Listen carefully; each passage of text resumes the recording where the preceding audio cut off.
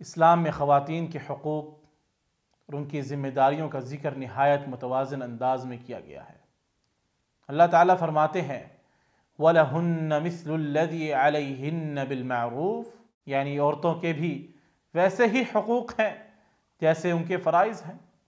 رسول اللہ صلی اللہ علیہ وسلم نے خواتین کے ساتھ حسن سلوک کو بہترین انسانیت کی علامت قرار دیا ہے۔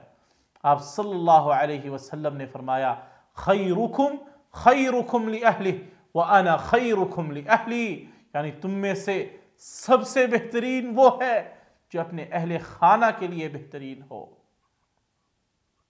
اسلام نے عورت کو مالی حقوق بھی عطا کیے ہیں۔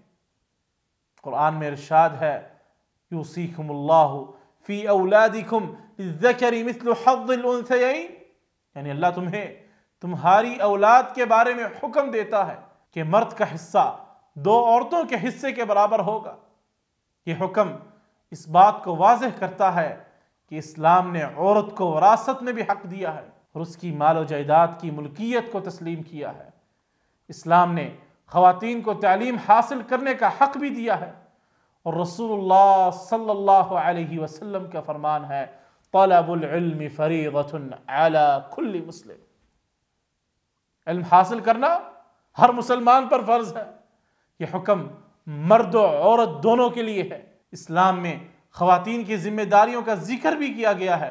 رسول اللہ صلی اللہ علیہ وسلم نے فرمایا المرأة راعیة فی بیت زوجها ومسئولة عن رعیتها، یعنی عورت اپنے شوہر کے گھر کی نگران ہے۔ اس سے اندازہ ہوتا ہے کہ اسلام نے خواتین کو خاندان کی بھلائی اور بچوں کی تربیت کی ذمہ داری دی ہے، جو کہ معاشرتی استحکام کے لیے بہت ہی ضروری ہے۔ یوں اسلام نے عورت کو حقوق اور ذمہ داریوں کے حوالے سے نہایت جامع تعلیمات فراہم کی ہیں۔